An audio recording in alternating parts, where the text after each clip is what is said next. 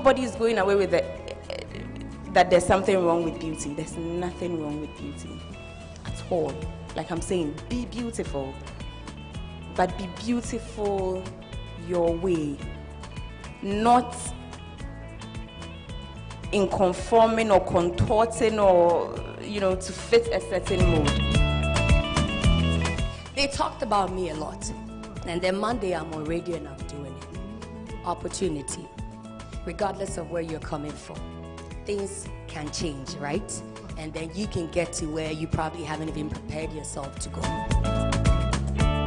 So there's an unconscious bias against us as women from the beginning of time.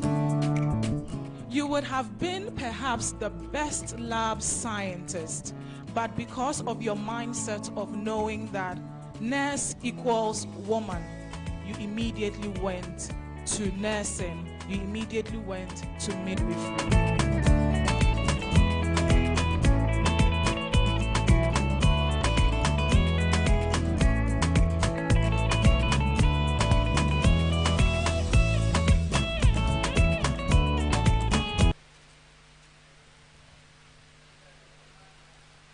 Somebody said that their personal vision statement is to be the best in public relations while having fun and always pushing the envelope for her clients to use communications to make the world a better place. That is her vision statement. And so everything she's doing, this is where she wants to get to.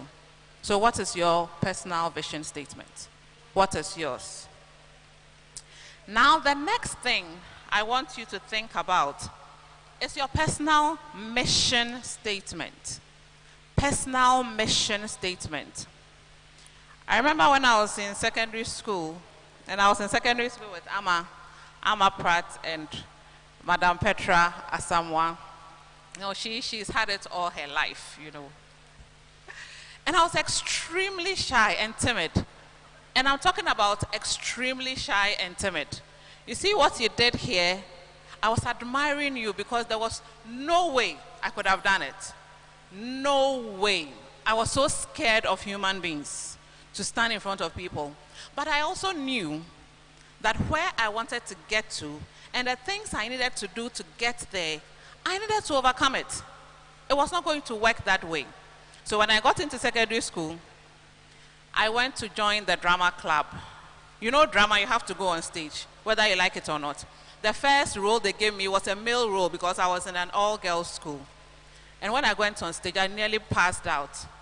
I said, oh my God, oh my God, oh my God, all these people are looking at me, oh my God, oh my God. Right? Then there was a second play, then a third. Then beyond that, I went to join the choir. And I was a soprano singer, so I was standing in front all the time. Then I'll be singing and I'll be scared, and I'll be singing and I'll be scared. Then I went to join the announcers, so those who give announcements at the morning service. And I'll be reading, and my voice will be shaking, and I'll be reading. Then I went to learn how to play drums, so that when there's an event or a program, I'm there, I'm playing the drums and all of that. Now those things, although they scared me, but little by little by little by little, I am standing here and I'm speaking to you and I'm not running away.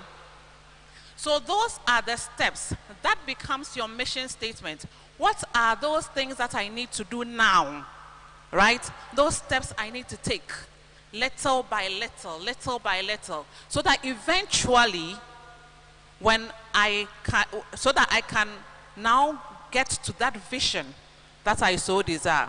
And I had always wanted to be an entrepreneur and a lecturer. How was I going to lecture people if I'm afraid of them? And so I needed to overcome it. And so please write it down. What is my mission statement?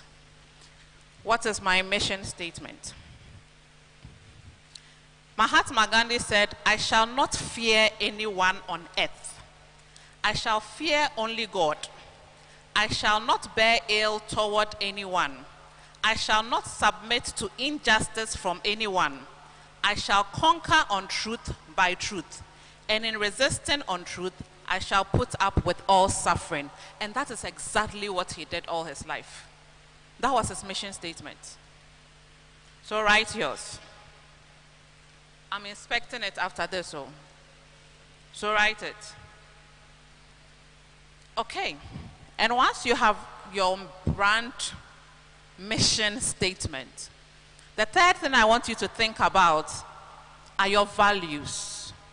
Your values. The things that your brand believes in. You know, Guinness told us about how they believe in the value inclusion.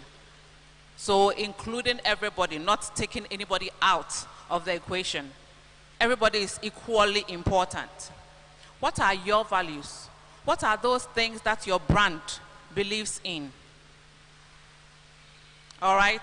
And for me, one of the things I believe in is integrity. And I define it, and that's my own definition. Integrity is doing something right even when nobody is looking at you. No matter what, I want to do the right thing. It's a difficult value, right? But because of my vision statement, I have to live that value. For yours, it might be excellence. And you can have as many values as you want. Excellence. So there is nothing, if it is not excellent, I don't accept it. Because you know, in Ghana we can be very mediocre. Oh, so we are and that's why I can Obi for from bed to us, right? But for you, no, it is not good enough. So when I write an essay for my lecturer and I see that there are typos, you know, the red lines have been underlined, I'm going to go back and check. Maybe I left an I. Maybe I didn't do something to this R, or I made a double. You would check. Why? Because your value is excellence. And I would not do anything less than excellence. Responsibility. And responsibility is a value everybody should have. Responsibility first towards yourself, responsibility towards other people. So you need to start writing the values, those things that are most dear to you, those things that you want to live by. I will not stop doing it, no matter what.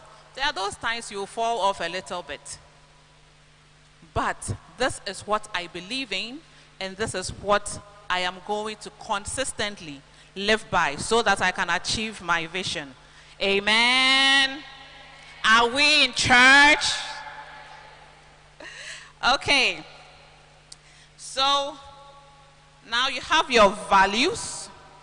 You know what your brand, your personal brand believes in. You are not going to do anything less than that. You see, nowadays we see a lot of things on social media. People have branded themselves, right? Who is one personality you admire? Who has a nice personal brand on social media? Anybody? I know you admire somebody. I could just feel it. Yes, who?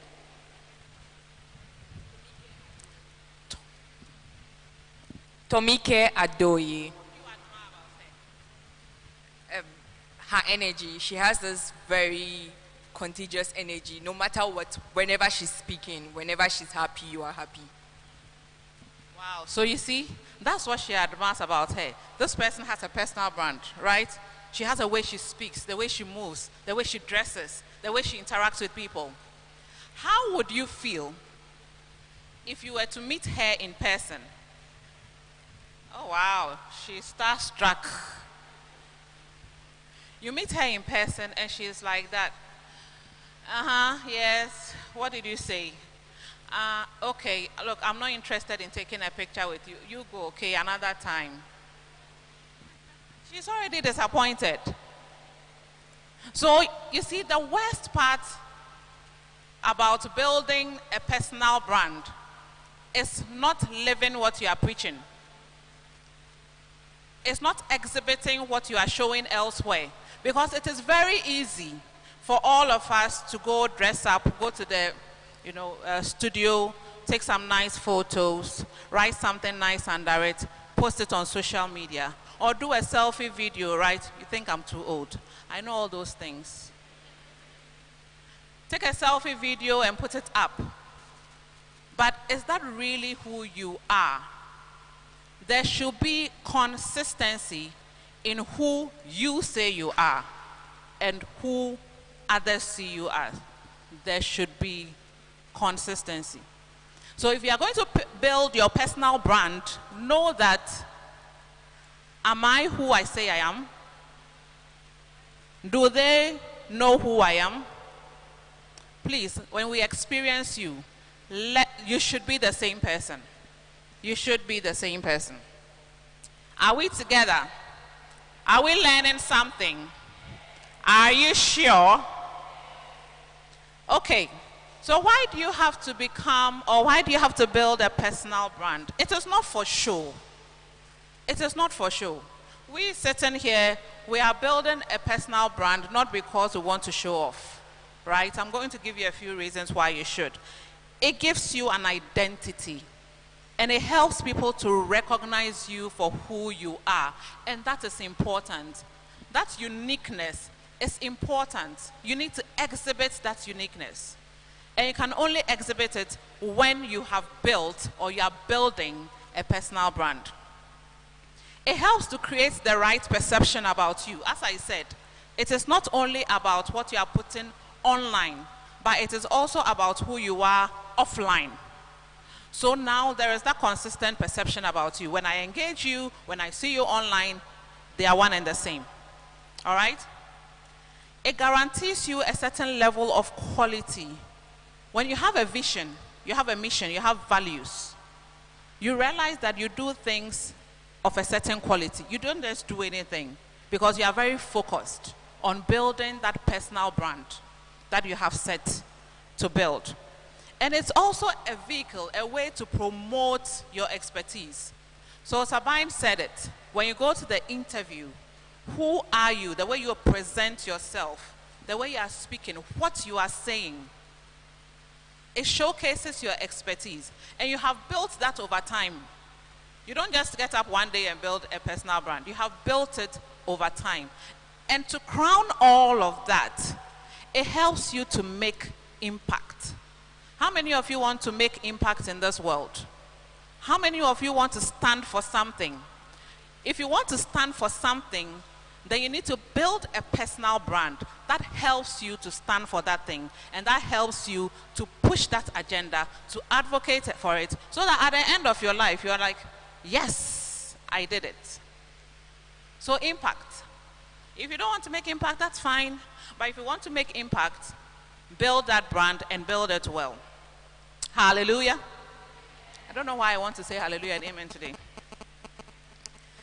So let's round up. So as I said, you need to ask yourself this question: who do men say I am? And who do I say I am? Ask yourself this: how do I work? Do I think excellence, or am I mediocre? Anything goes. Oh, I'm in a hurry, so let me just do it and go. You have to drop poor quality work. And I'm drumming this in your heads. You see, I have students. I teach older students, students who are way older than I am. And I teach younger students as well. And I see how we can be mediocre. You write the way you want. You bring the shorthand into your exams. You do all of that. If we are building a personal brand, don't let your lecturers see shorthand in your exams, because you know it is wrong. It is not social media. But if you are not conscious, so you have to create a conscious behavior. It's not easy to do it. But if you want to get there, you need to do it. So today, I want to encourage you. I want to motivate you. I want to inspire you so that you would build that personal brand, because that is what will help you to get to that point that you want to get to. The last thing I want to say, and this is very important, you need to have the courage to change. You need to have the courage to change. Change is difficult. Change is tough. And sometimes, although you may know something about yourself that you know is not very helpful, how are you going to make that turn around? That is where the challenge is.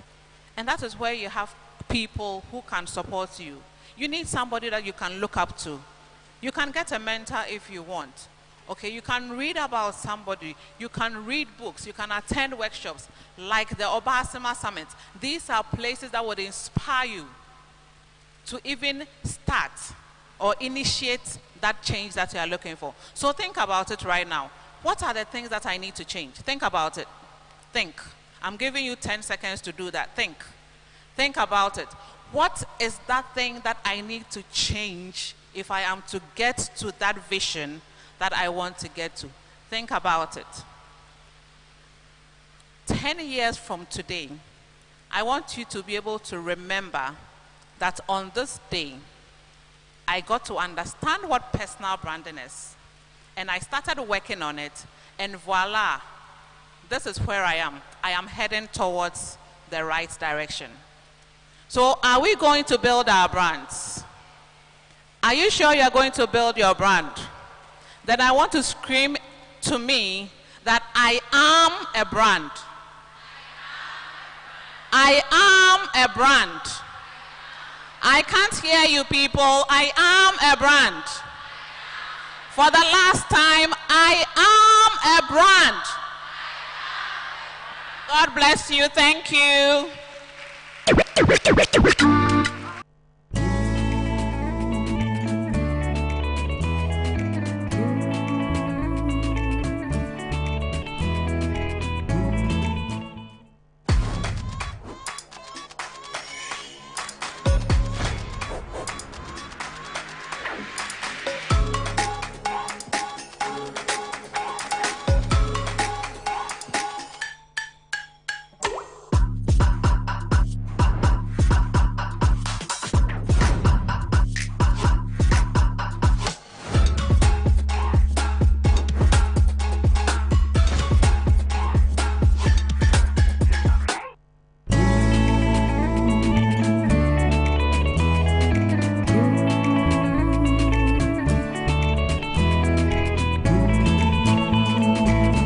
Nobody is going away with that there's something wrong with beauty. There's nothing wrong with beauty at all.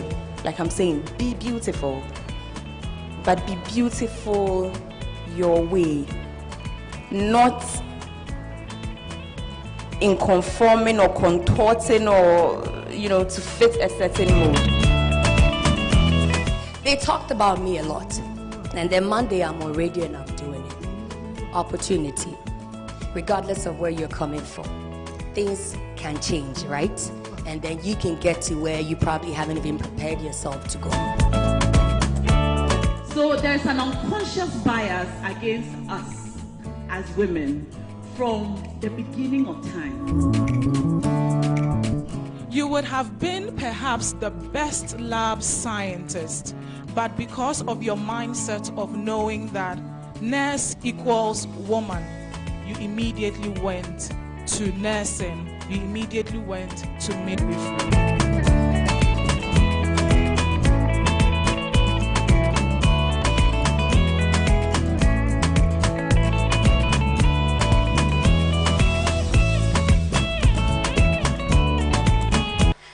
But I want to thank all of you for being here this afternoon. Thank you so much for showing up. Thank you, Sabina, for telling us very clearly to show up all the time. Baba, personal branding. Amasewa, who spoke about public speaking. Every time I'm in the presence of these women, I learn something new. And so thank you all very much. And thank you to, please do it well. And thank you to Ama Pratt and her team for putting this together. So aside of what I do at Akosombo Textiles, I am a writer. And what a writer does is a writer tells stories. And so today I'm going to tell you a story. Once upon a time,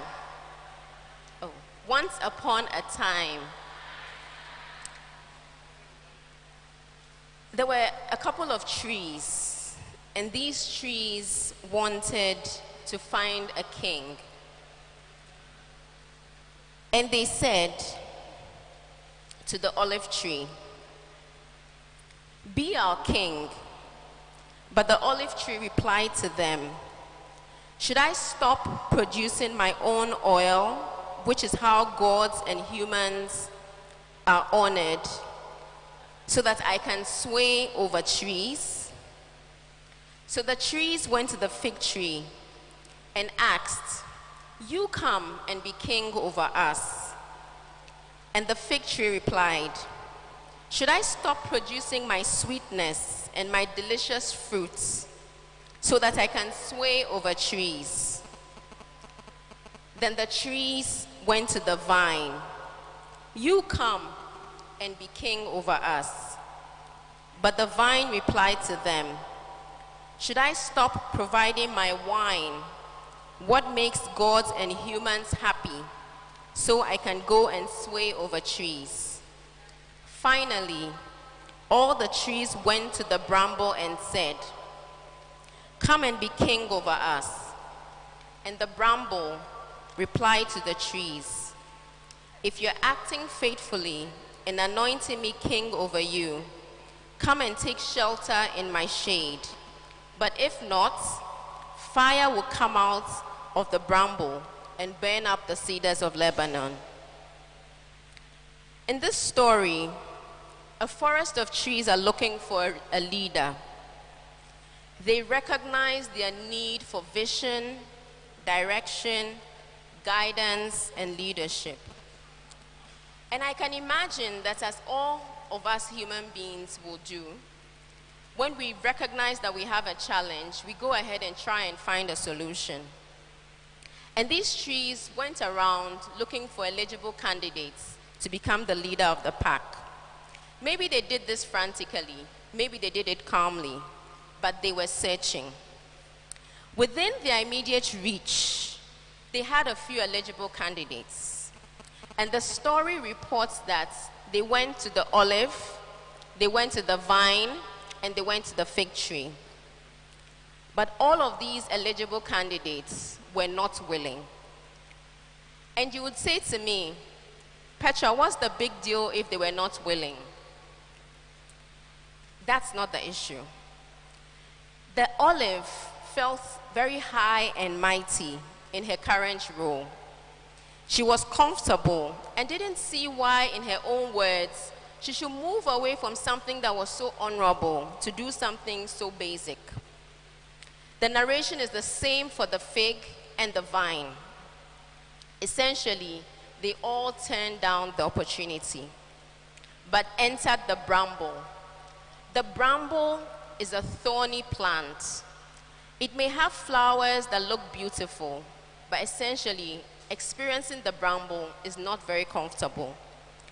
But in this story of choosing a leader, the bramble was willing and available, and the bramble agreed.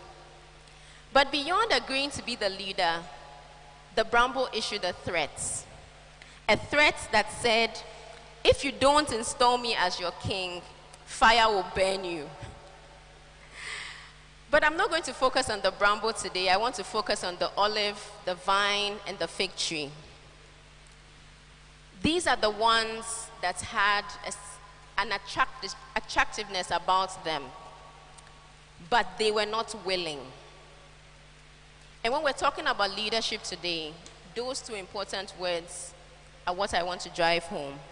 Attractiveness and potential on one side, but willingness on the other side.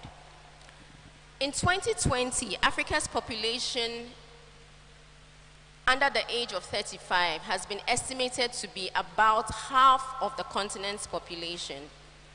So in Africa, 50% of us are under the age of 35. That's about 1 billion people. And 22.7% of the young people in the world are from Africa. It is estimated that by 2100, the year 2100, twice the entire population of Europe would be young people, will be equal to the young people in Africa. And when we look at Africa's challenges, we can point to them very easily, isn't it? We think about things like healthcare, education, sanitation, poverty, the divide between the haves and the have-nots. We think about corruption, greed, and avarice, and we can extend that list by a mile. And we persistently wonder, as African young people, if these problems can be solved. And I think about not just solved, but can they be solved in my lifetime? The fig tree, the olive tree, and the vine. They could, but they decided not to. And my issue with them is not that they decided not to, or to move away from their nice, comfortable existence. But my issue with them was their lack of interest in solving the immediate problems of their environment. And you wonder why that is even a problem. It's a problem because the African situation is so dire that we cannot be comfortable and say that we will not do it. And I know when we say leadership, for a lot of you, the first thing that comes to mind is political leadership. But move your minds away from that gradually. Today, I want to talk to you about leadership at all levels. Leadership that says that you must influence your immediate community. Leadership that says that you must lead and be disciplined as your own self.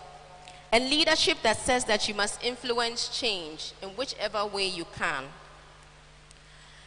So yes, there are problems in our country, there are problems on our continent. And I want to submit to you that one of the ways to solve those problems is by taking up leadership. In 3 key ways. Lead by influencing your circle of friends. One of the things about our culture is that we have a very interesting culture of wanting to be liked. And so when people around us are not doing the right thing, we don't want to say it because we are scared not to be liked, isn't it? But the thing about being a leader is that sometimes you may be unpopular. You're not jollof rice. Everybody will not like you. So if you want to be a leader, or you want to consider leadership as a way to help our continent solve problems, then consider the fact that there are times where you will not be liked. The second thing about leadership is that you must lead from a tested value system. In life, your principles and your values will create a map for what you do and what you do not do. Your values will create a guide for the things that you accept and the things that you will not accept. And so I want to suggest to you that one of the values of leadership that you can consider very strongly as a young person is the value of service. In Africa, one of the very interesting things when we think about leadership immediately is privilege. The leader is the one who sits in front. The leader is the one who has all the nice perks. The leader is the one who has the big titles. Maybe that's one of our challenges. So let's think about leadership also as service to the people.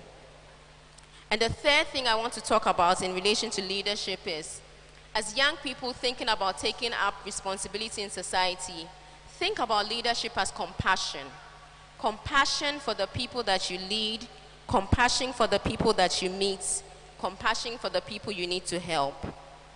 All great leaders are leaders who actually leave the people that they interact with being better. So let me also say that leadership is about people. And if leadership is about people and you need people to influence what you do or people to help you execute what you want to achieve, then we can also talk about how important networking is. So networking is essentially your ability to initiate, engage, and grow relationships. Networking is important because we need people to get to the goals we want to achieve. And people need us also. So building a thriving network requires that you offer your skill set, your time, your values, and your energy to other members of your network.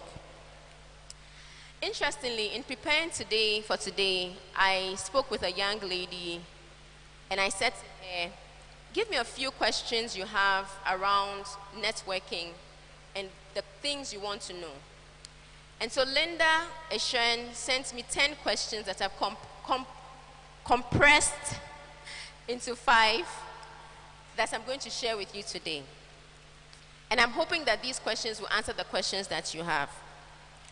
Her first question is, after you have connected with people for the first time, how do you follow up with them without being needy? And the simple answer to that is, don't ask them for money. And don't ask them for anything in the initial startup of your relationship. Be simply content with knowing them and them knowing you. And I know that lots of you are looking at me and wondering, Petra, how is that even possible when I have so many problems that I need solutions to? And we have a very interesting saying in Ghana that goes like, when you sell your problem, that's when you get a solution. As much as it's tempting, don't sell your problem to the person the first time you meet them.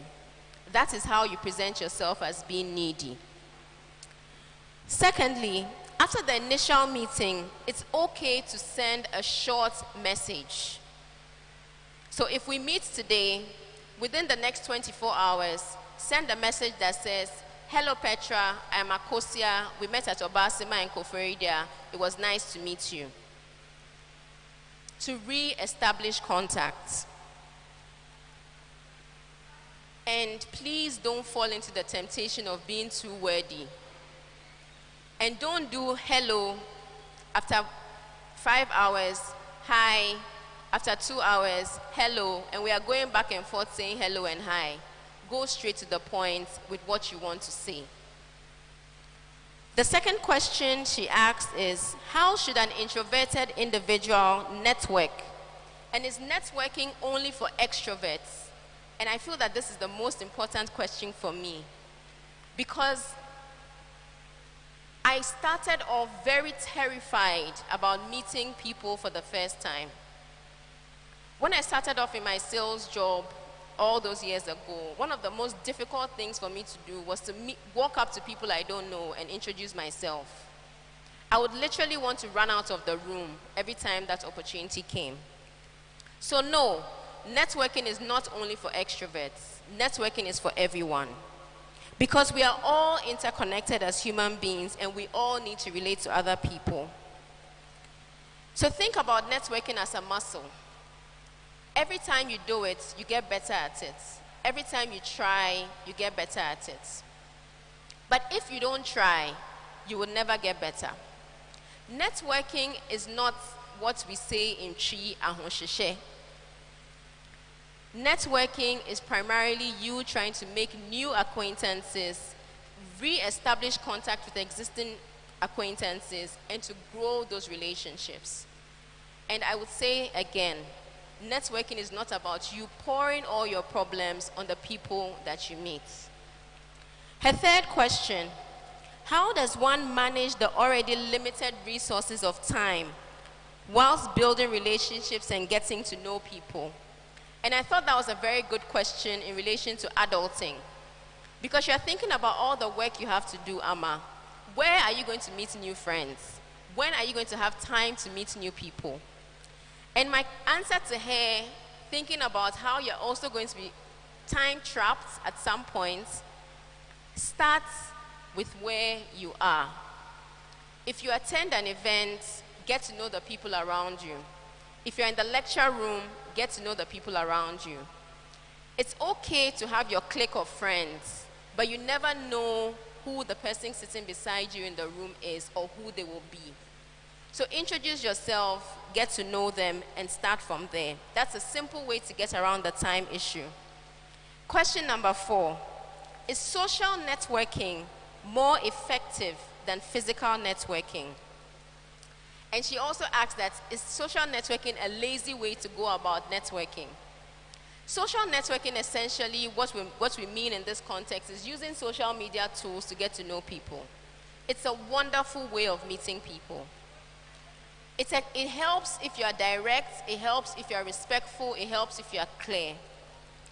But you need to try and move those relationships, if you can, from just being virtual to being real, in-person relationships. Because trust me, there are times you think that I have maybe close to 4,200 friends on Facebook. And I think that they are my friends, but they may not necessarily be your friends. You have to intentionally work on building those relationships to make them actual relationships. But be engaged online. Don't be the person who just posts. When people comment, you don't respond, you don't engage, and you assume that you have friends. Those are not friends. And the more you become influential, you need to be able to identify clearly who your friends are and who your fans are. Your fans are the people who are excited about you. They're the ones who want to know everything that is going on with you. But your friends are the ones who actually tell you the truth. So know the difference and know how you open up yourself to the both worlds. So if you already have friends on Facebook with someone, for instance, you can say yes, you're acquainted with them, but are they really a member of your network? Because networking also means not just who you know, but who knows you. So think about it that way. And her final question, question 5, how do you make a great first impression? And I'll say 3 things. Outside of how you look, clean and put together, the next most important thing is introduce yourself confidently. Your name is such a powerful thing about your personality. Even if you don't like your name, mention it confidently. I know there are some of you who may be thinking, oh, maybe my name is difficult to pronounce, or when I mention my name, people will ask me things about it, maybe where are you from, what does it mean? Develop the attitude of liking the sound of your name. When I was very young, and I think before I was 7, I went home one day and I told my parents, my name is not Petra, my name is Petra. And I remember that scene very clearly because it was odd. Petra is the English pronunciation of a Scandinavian name, Petra. And I was giving the name because my dad trained in Germany, so everybody called me Petra. But as a young child, I determined how I wanted my name to be pronounced. And so I still meet people who say to me, oh, is your name Patra, Perpetua, Petral? And I clearly tell them, my name is Petra. So be very, very emphatic and be very confident about how you mention your name. It is part of your personality, it's part of your identity. And so one of the things I do is instead of saying my name is, I would say I am Petra Obaasima. I feel that using the I am gives me extra energy. You can try it too. So let's go together. Say I am and mention your name. I am. And then try the my name is. You see the difference? Okay. So starting from today, try the 2 and decide the one that works for you. Another thing that you need to do in making a good first impression, look at people when you speak to them. Sabina said something about packing humility. And I know that some of you sitting here are like, hey, this woman, does she know that we're in Ghana? Does she know that they'll tell you you're arrogant? Does she know that they'll tell you you don't respect? We know all of that. But this is the thing. Anyone who has achieved greatness hasn't been like everybody else. There's an audacity you need to do things that will make you succeed, that people who are shy, unnecessarily humble, would not achieve. So yes, there's a time to pack humility and be bold and confident and look at people in the eye when you speak to them. When handshaking comes back to being a thing, I don't remember the last time I shook somebody's hand. Shake the person firmly. I see a lot of young Ghanaian women shaking hands and it's like their hand doesn't have any bones in it. A firm handshake is an expression of confidence. It tells the other person, I know who I am, I'm proud of who I am, and I'm showing up today. So the first thing was what? Mention your name with confidence. Look at people when you're speaking to them. Give a firm handshake. Finally, be a good conversationalist. If you want to be memorable, know what to say. Being a good conversationalist hinges on the fact that you also have to have information. You cannot be a good conversationalist if you don't have anything to say. And one of the ways of gathering knowledge is by reading. Read relevant material. Read material around the things that you do. If you're studying engineering, know about your industry, know about your environment, know about the other things going on in the environment, in the industry around you. Be knowledgeable. That is how you are a good conversationalist. Because if we meet the first time and we're talking about what's the most recent thing, maybe Ghana qualifying for the World Cup, and we're talking about the qualification game, and there was a game between Ghana and who? Pardon? Nigeria. And somebody is sitting here and wondering, what are we talking about? You don't have to like football to know what the current issues are. Just be aware. Because as you try to develop a network, meeting new people, conversations come up. By all means, you can avoid controversial conversations like religion and politics.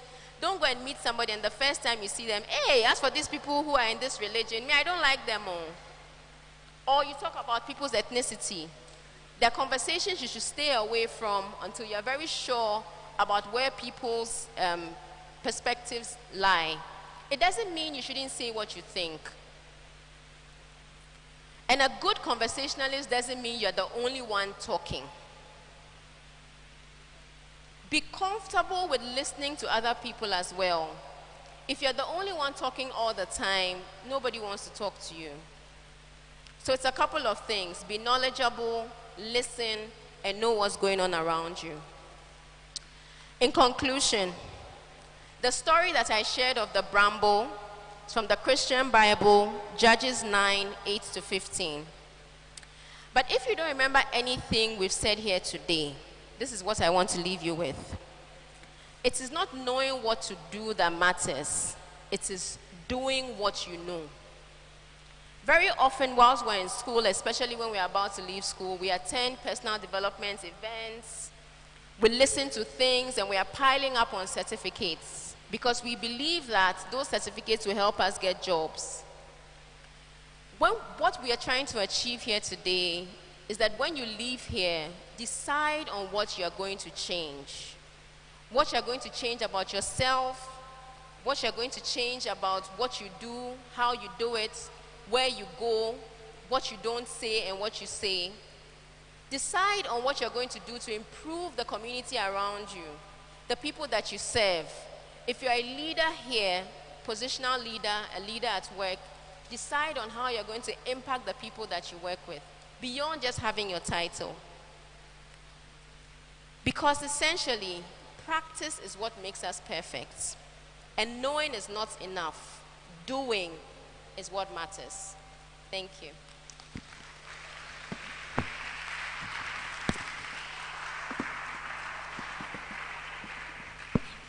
Thank you so much. She says knowing is not enough. Doing is what matters. And she is Petra Obaasima. She's an author and head of sales and marketing at ATL Fabric. She's been speaking on networking and leadership. I'm sure that so far we've all enjoyed the conversations from all of our speakers under the broad theme, progressive portrayal, building capacity for elevation. We've heard from them on public speaking, how to ace our interviews, because we're going to go out there on the job market and want to make it or sell through our interviews. We've also heard on branding and mannerism, and finally on networking and leadership. One more time, I'd like to acknowledge our sponsors.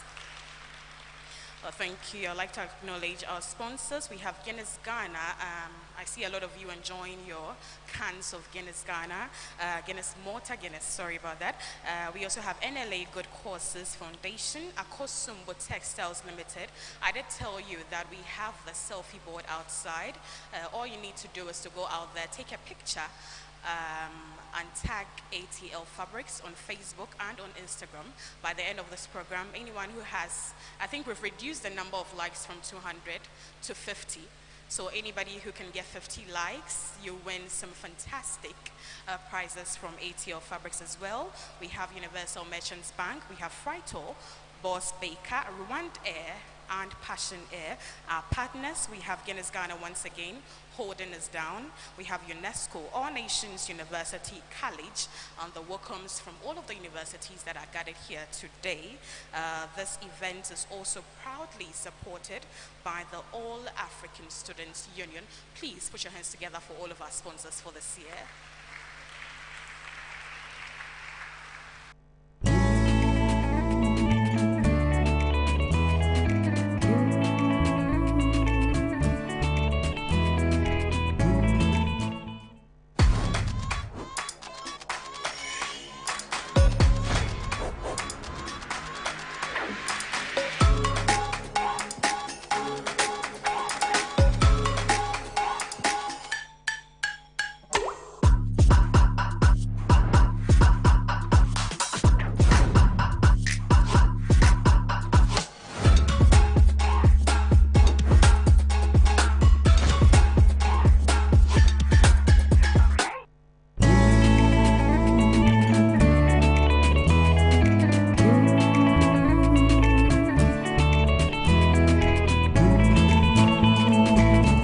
Nobody is going away with that there's something wrong with beauty. There's nothing wrong with beauty at all.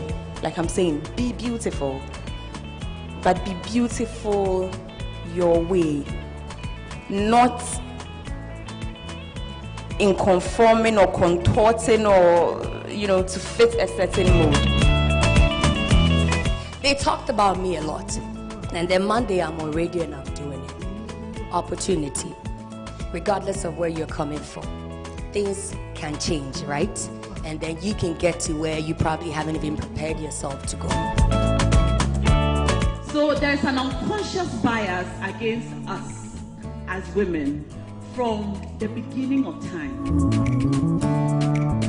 You would have been perhaps the best lab scientist, but because of your mindset of knowing that nurse equals woman, you immediately went to nursing, you immediately went to midwifery.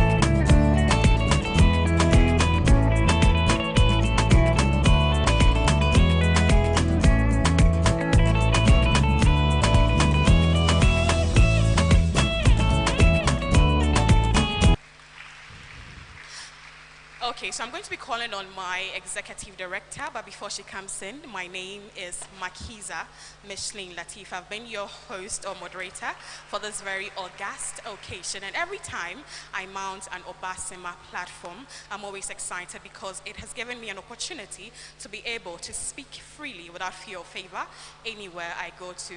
I work with Pan-African Television, proud media sponsors for the Obaasima Summit. Please watch Pan-African Television, the station of the nation, and we are truly African. Please, now let's welcome the Executive Director of the Obaasima Summit, Mame Ama Pratt. Thank you, Kiza. Okay. Right, I understand Guinness wants to do a presentation. Not yet. Okay. No problem. Okay. Hi guys. Hello. Have you enjoyed today? Are you sure? Have you? Okay. Tell me why.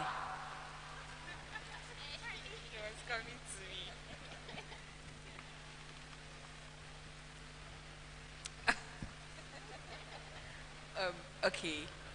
I actually came late, but when I came in, there were some various speakers that were talking. I really enjoyed the participation, the way they could carry the crowd along. and the way they could engage with students. That's it. Oh, you listen to public speaking. Come on, guys. Who else?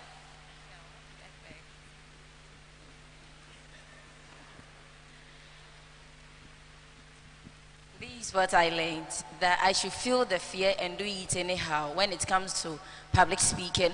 And with interview, I should park my humility outside before I get inside.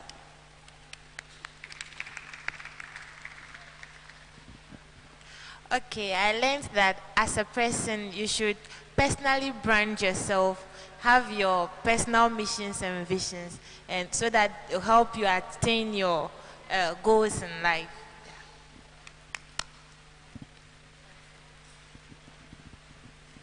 I've also learned that public speaking creates a lot of opportunities for the individual. It is good to be confident because you have no idea where your breakthrough comes from. Thank you.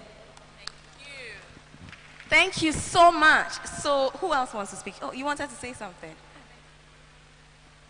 Yes, I also learned that with respect to building a personal brand, it gives you a good identity and recognition, and it also makes you stand for what is right. Yeah. As Obaasima Summit, we've never been to Koforidia. This is our first time. We have had a great time. We are happy when you are happy. So when you tell us that you've had a good time, then immediately we have also had a good time. Because it's because of you that we come. It's because of you that we do this. I just want to say something small, just small, about this humility thing that our speakers spoke about. Sabina spoke about it, Petra spoke about it. All of us believe in it, even those who didn't say anything about it. I especially believe in it. I've said over and over and over again that humility is not something that impresses me. I'm not impressed by it. And I say that because locally, it has taken on meanings and forms that don't serve us well. Normally when we say humility, we mean submission, we mean sort of watering yourself down, being less than you are. And I have come to know or to see that humility comes as a result of incompetence. So normally when people have nothing else to offer, I don't want to use the words, but there's a K word that we normally use. They tend to do that to make up for the lack of, so that sort of wins them favor. They become yes people. Oh, mommy, daddy, oh, auntie. No. The world has moved on. The world has moved on. When you come at me with that energy, I may respond. I'm only a human being. But when it comes to crunch time, I'm looking for confidence. I'm looking for competence. Please, are you listening? So it's very, very important, especially for us as ladies. Sorry, guys, in the auditorium, let me talk to the ladies. Especially for us as ladies, it's very important that we enter spaces twice as capable. Twice as capable. Because whether we like it or not, this world is not just about Ghana. This world that we live in is biased against us. And we could be here for 3 days discussing that. I've said this elsewhere before. When you enter into a room, and Sabina told us everything that we need to know, but when you enter into a room for an interview, when they see a young female girl, they see a wedding, they see one outdooring, they see two outdoorings, they see three outdoorings, they see your mother being sick, because women normally tend to be the caregivers. They see your mother getting sick, they see your husband getting sick, they see your auntie getting sick, they see your son and your daughter getting sick. So the man is better just because you are female. A male candidate is better than a female candidate. That's just what it is. No, and you can understand why. As a business, you are concerned about the end game. You want somebody who is present and working at 100 throughout the year, not someone who is taking some months off for maternity leave. That's the reality. So as a woman, when you enter into any space, you have to enter that space twice. Give me something. Thank you. Everything you said is correct. Seriously, you have to. So you have to learn harder. You have to come out bolder. You have to present better. You have to look better. And we have to look out for each other. Please, it's very important. We need to look out for each other. We need to support each other. Because that's the only way we can make it. As I was sitting here earlier, I don't know if any of you saw it, Petra got up from her seat and she came all the way to me and she whispered in my ear, she said, Amma, your sandals are undone. Did you see it? Did you guys see it? That's how we operate. Because it's not nice, you know, this is nice, it's not nice your sandals to be just doing anyhow, right? But it's important for us as sisters to consistently be looking out for each other. Because we need to make it together. For me, women empowerment is not about one woman sitting there as boss somewhere. It's about the condition of all women. All of us. All of us. Because whether we like it or not, we are all in this together. All of us. We are in this together. And sometimes we are pitched against each other because normally the spaces are few. And so if one woman makes it there, she wants to make sure that she's there. She's holding on to that position like it's their life. But if we make sure that we live in a world where the norm is that every woman can be there too, we wouldn't need to do that. And it starts from us supporting each other. I am so grateful that you guys came. I am grateful that I saw you taking notes. I am grateful for your eager faces. It gives me hope. But I am exceptionally happy that for the first time we've come to this university which has a female student as the SRC president. Let's clap for her, guys. Let's clap for her. Let's clap for her. Because oftentimes as women, where do we go? Who come? Secretary. It's okay. We can be SRC president. Okay, guys? So I'm very, very, very happy that here in this university, the SRC president is female. Listen, excel so well, like be the best SRC president that this university has ever had, so that anytime they see another one, everybody will be eager to vote for that person. I was talking to you earlier. It's important to me that you make it, okay? But she needs your support, guys. You guys need to support her to make it, okay? Please, it's very important. At this point, I want to say thank you to my speakers. Guys, help me clap for them. Listen, let me tell you something. I am privileged to have gone around Ghana, different campuses, with top-notch ladies. Like I can't. Marketing manager of ATL Fabrics. Look at that lovely lady sitting there. She's a boss at no less a brand, Guinness Ghana.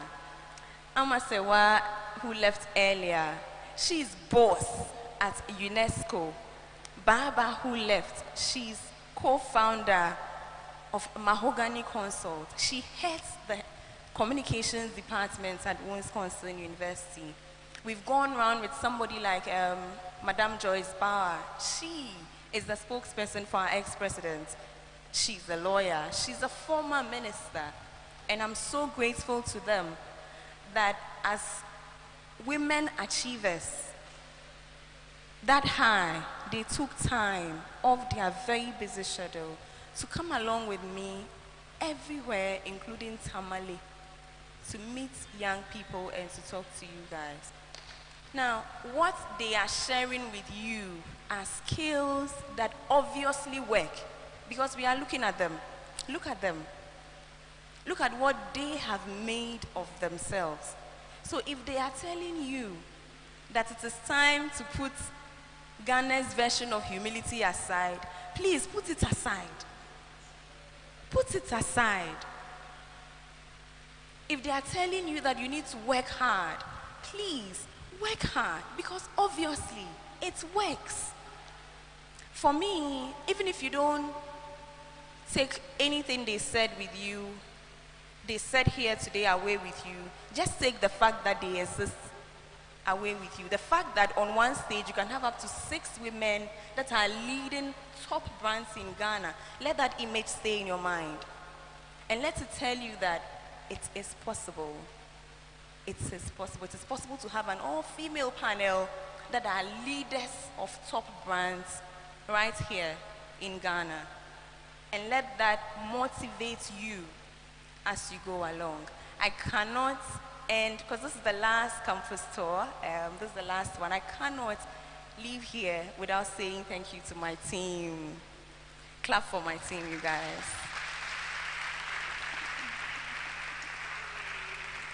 I cannot. It's been, and it's the same team we've had since 2019. The loyalty, the hard work, the commitment. Trust me, we fight. Even this morning, you have no idea the drama that goes on. But I see them, and their commitment should tell you that what we are doing is very important.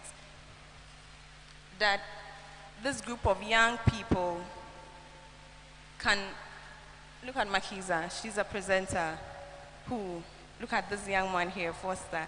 In fact, in Tamale, he was standing on a table. So that commitment should tell you something, that all of us believe in this possibility, this possibility of a world where the genders are equal, an equal, a gender equal world. We believe in it, and we want to see it happen. So please, as we commit ourselves like this to you, please, commit yourselves to yourselves. Can you do that? Can you commit yourselves to yourselves? Can you succeed for us? Can we come back a couple of years, and will you have great success stories to share with us?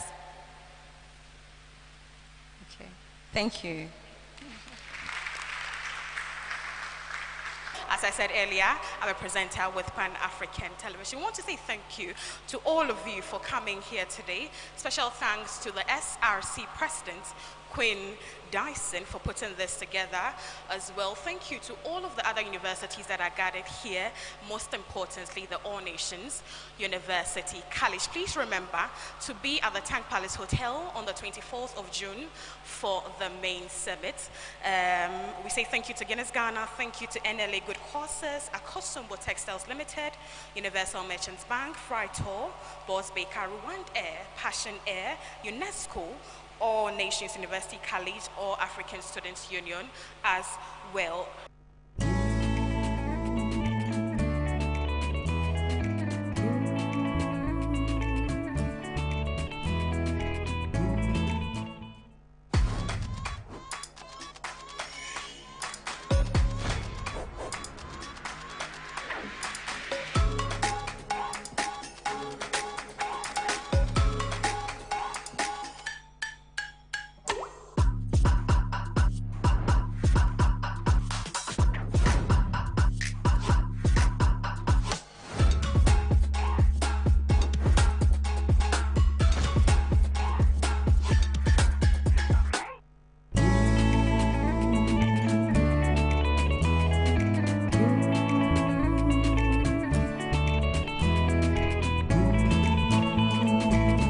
Nobody is going away with that there's something wrong with beauty. There's nothing wrong with beauty at all.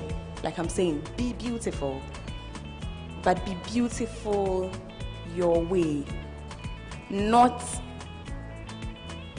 in conforming or contorting or, to fit a certain mold. They talked about me a lot, and then Monday I'm on radio and I'm doing it. Opportunity. Regardless of where you're coming from, things can change, right? And then you can get to where you probably haven't even prepared yourself to go. So there's an unconscious bias against us as women from the beginning of time.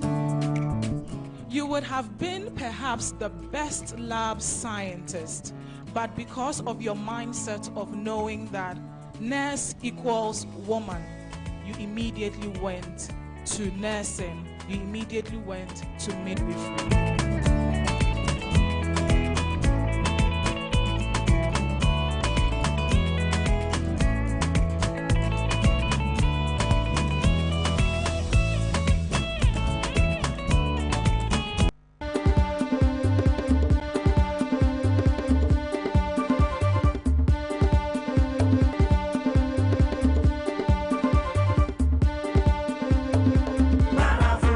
Truly African. I don't like what you're doing. You're always giving me excuses. I'm always taking care of the children. All you know is music, music. I hate you.